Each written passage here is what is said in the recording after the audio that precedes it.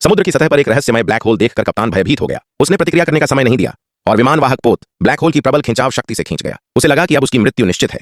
अचानक कुछ देर बाद नीले धुएं के गुब्बार के साथ समुद्र अचानक सामान्य हो गया।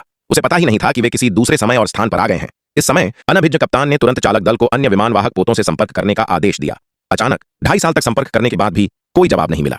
जब उन्हें ऐसा करने के लिए विवश होना पड़ा, तभी अचानक 2 विमान हवा में उड़ते हुए विमान वाहक पोत की ओर बढ़ने लगे। कप्तान ने तुरंत एक लड़ाकू विमान को टोही के लिए भेजा, लेकिन जब पायलट का F-15 लड़ाकू विमान हवा में आया तो उसने यह देखकर अकल्पनीय प्रतिक्रिया दी कि दुश्मन का लड़ाकू विमान द्वितीय विश्व युद्ध का नंबर 0 लड़ाकू विमान था। यह खबर सुनकर सभी लोग दंग रह गए। उन्हें विश्वास नहीं हो रहा था कि वे समुद्र पार कर चुके हैं। यह पता लगाने के लिए कि क्या हो रहा है, उन्होंने दुश्मन की हर हरकत पर नजर रखने का फैसला किया।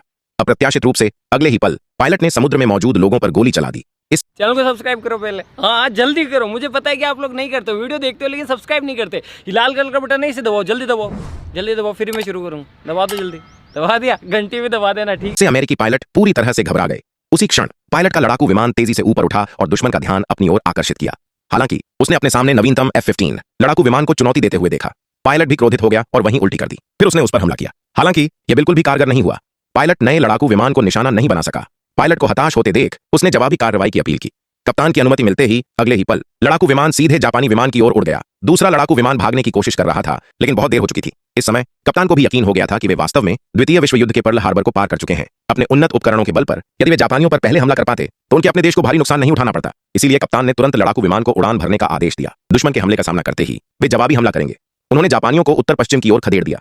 हालांकि जब वे लड़ने के लिए तैयार थे, तभी अचानक एक भयंकर तूफान आ गया। कप्तान को तुरंत एहसास हुआ कि उन्हें शायद फिर से उस तूफान को पार करना पड़ेगा। जैसा कि अनुमान था, विमान वाहक पोत एक बार फिर उस रहस्यमयी ब्लैक होल में समा गया। अंततः वे अपने मूल युग में लौट गए। इस समय कप्तान को यह एहसास हुआ कि चाहे वे कुछ भी कर लें, वे इतिहास नहीं बदल सकते।